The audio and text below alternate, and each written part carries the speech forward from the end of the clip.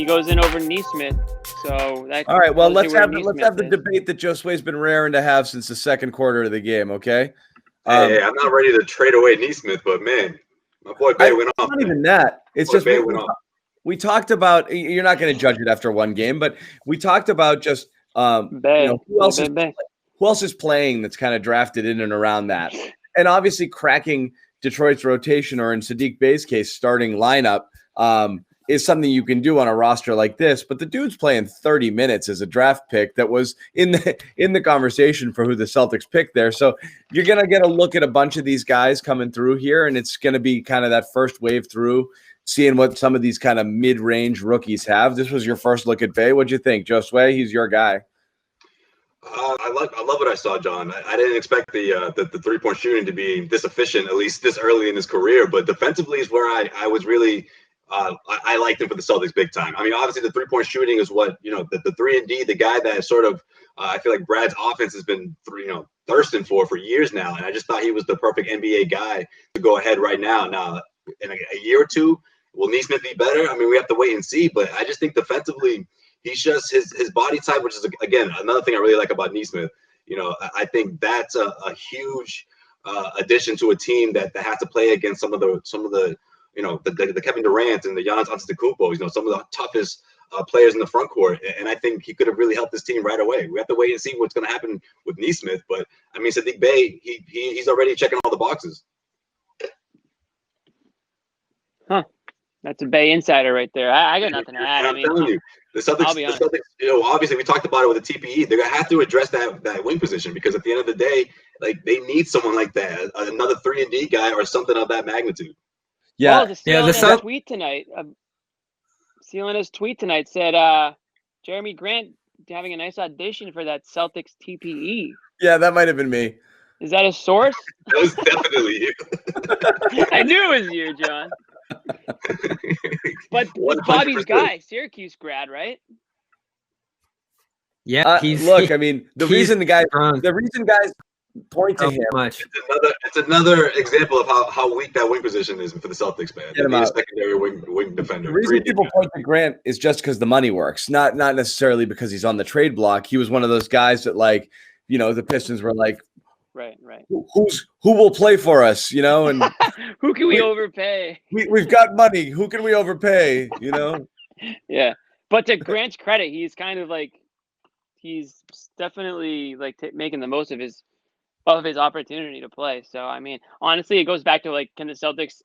I mean, if this guy gets too good, then he's just gonna be another player that's out of the question, because all they have is a TPE to offer. And we spent 20 minutes talking about Rob Williams. Would you trade Rob Williams for Anthony Davis? I think we talked about that for 20 minutes in the last show. And then Rob Williams, again, I know he got hurt in this one, but even prior to that, it wasn't like he was playing much at all. Again, I don't know what this guy has to do to get some significant burn on the team.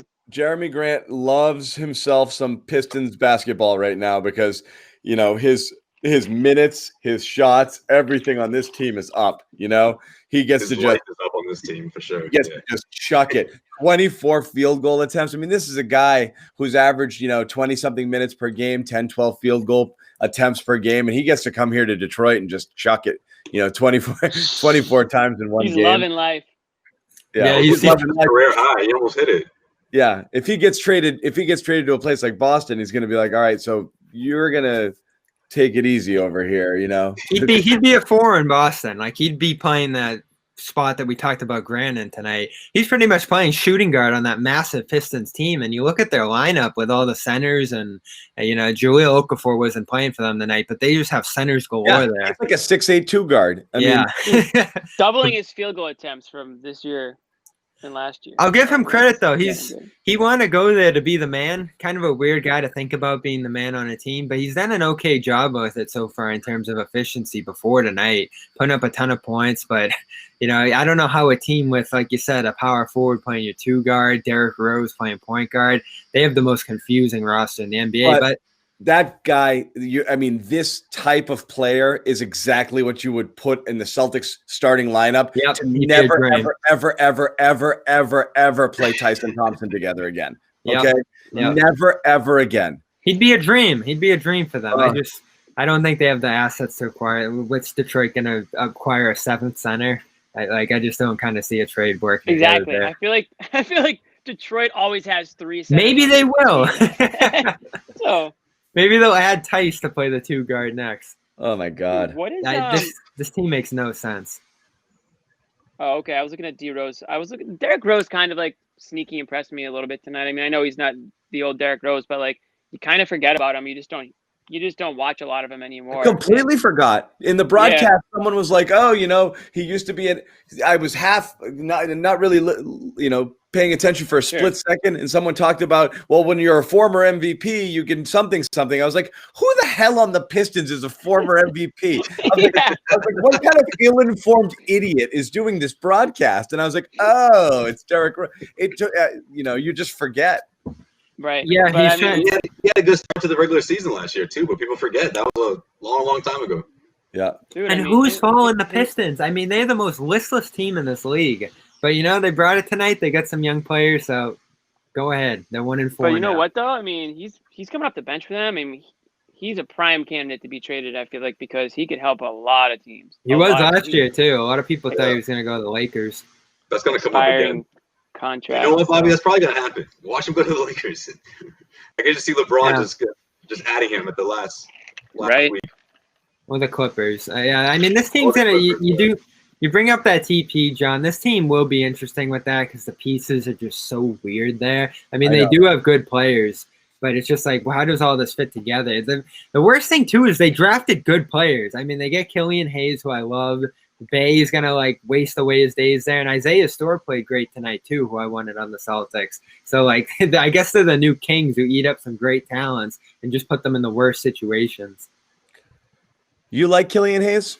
I do. He's gone off to a brutal start, though. Pritchard murdered him. Didn't Pritchard murder him in cold blood? He looks rough to start this year, but he's got no spacing. It's all big centers around him. I don't know what you do with that. He's like a, kind of wing point guard hybrid. I thought that pick was so weird for them. And really everything they did this year was so weird. I don't understand it. It's so strange watching them. And Jimmy brought up those Josh Smith, Drummond, and Greg Monroe teams. It's like that all over again. It really is. By the way, it looks like Halliburton is this year's hero, huh? Yeah, he looks good. The guy who went a pick or two before that it was like, oh, if you could have just had that guy. When he went, you were like, ah, damn.